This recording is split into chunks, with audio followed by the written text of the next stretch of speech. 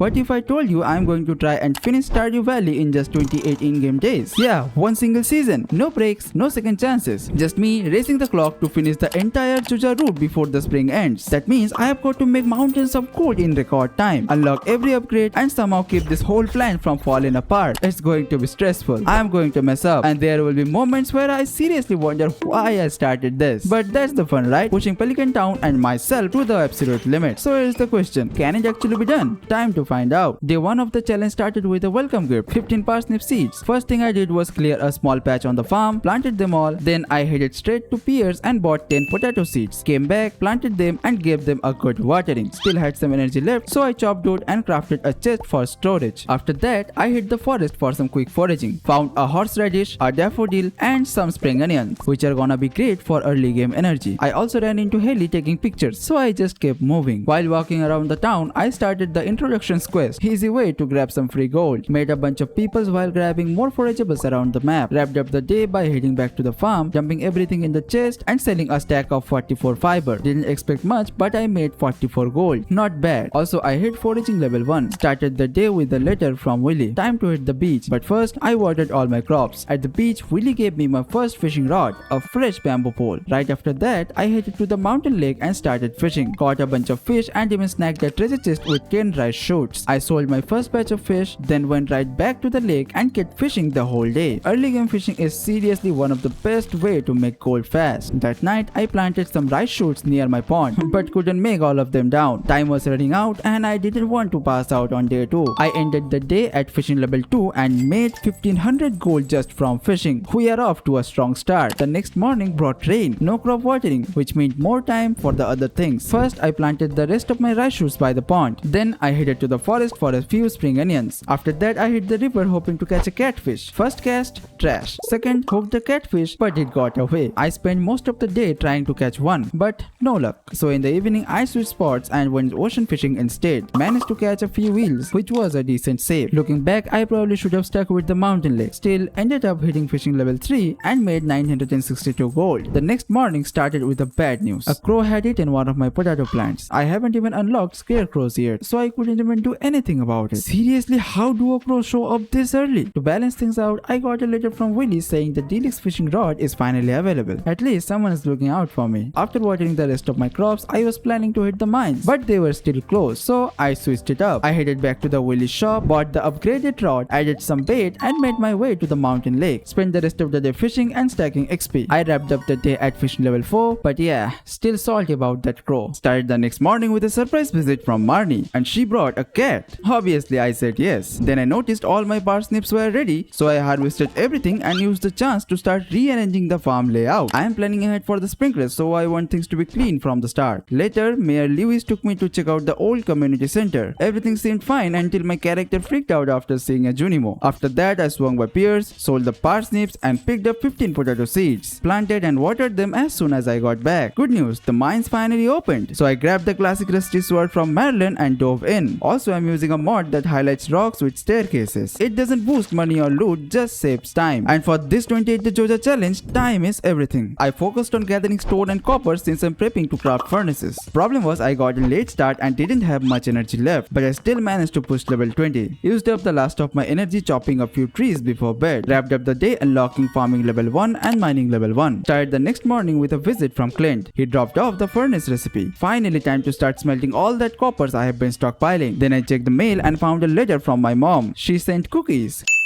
I spent most of the day clearing out more space on the farm. Gonna need that room soon once I start placing sprinklers. Also crafted my first scarecrow. No more crop theft, hopefully. Later, I headed down to Cindersap Forest to look for spring onions, but unfortunately, I only found one. But I did hit foraging level 2 by the end of the day, so it wasn't a total waste. The next day kicked off with a huge harvest. All my potatoes were ready, so I grabbed them first thing in the morning. Then I expanded a new section of the farm to prep for even more crops. Sold the whole batch to Pierre and used the gold to buy 20 more more potato seeds. With farming handled, I headed straight to the mines. The goal? Reach level 40 and stock up on copper and iron. I am trying to get sprinklers going soon, so ores are the top priority right now. It took a bit of grinding, but I made it to level 40. Picked up a solid amount of copper, found some iron, and even started smelting ores right there at the entrance of the mine. Honestly, one of the most productive days so far. The following day was all about the mines, just grinding for copper and iron. I was hoping to get enough for some basic sprinklers, but yeah, didn't quite happen. Looks like I need to rethink my strategy. Maybe plan out mining runs better or bring more food next time to stay down longer. On the plus side, I hit mining level 2 and combat level 1, so the grind wasn't a total waste. The next morning, I made a big decision. From now until the egg festival, I'm going all in on fishing. It's hands down the most reliable way to stack golds early on. I was so locked in just grinding for XP and cash that I completely lost track of time. I checked the clock, 1 AM. Cue the panic sprint. I made it all the way home only to pass out literally inches from my bed. So close it hurts. But hey, silver lining, I hit fishing level 5 and picked the fisher profession. That 25% gold boost is going to pay off fast. Totally worth it, even if my pride took a hit. The following day came with rain. No watering, no problem. First thing I did was sell off all the fish from yesterday. Then headed straight back to the mountain lake for another full day of fishing. I camped out there all day. Hit fishing level 6, and honestly this is starting to feel like a fishing speedrun. The best part, I pulled in over 4,000 gold in one day. Yeah, fishing is absolutely carrying this Joja run right now. I started the morning with a small harvest. A few of my potatoes were ready, so I grabbed those first. Checked the mail and saw a note from Robin. She lost her axe. I accepted the quest and went out to track it down. Found the axe pretty quickly, and on the way back, I picked up some forageables along the trail. Swung by Pierce to sell the potatoes, then dropped off the axe to Robin for a little gold bonus. With all that done, I got back to the usual more fishing. And it paid off again. I hit farming level 2, which unlocked the basic sprinkler recipe, and also reached fishing level 7. The next morning brought a nice surprise in the mail. 500 gold from mom. Mayor Lewis also sent me a reminder about tomorrow's egg festival. Don't worry, I'm not missing that. After reading the mail, I headed to the mines and found a few copper and iron bars I had left smelting. I was still short 1 copper bar, so I fired up the furnaces and smelted a few more. Later, I went back to the farm, knocked out a few quick tasks, and finally crafted my first set of basic sprinklers. It might not sound like much, but getting to sprinkler setup is a big step forward. Things are starting to click. The morning of the festival kicked off with a small win. My last batch of potatoes were ready, so I harvested and sold them right away. Before heading out, I prepared the farm, crafted a bunch of basic fertilizers and laid it down across the field, really hoping for some quality crops this time. At the egg festival, I grabbed 100 strawberry seeds. Could have gone bigger, but I knew I couldn't water more than that consistently. Even 100 is gonna be grind, but I am ready for it. Then came the egg hunt, and yep,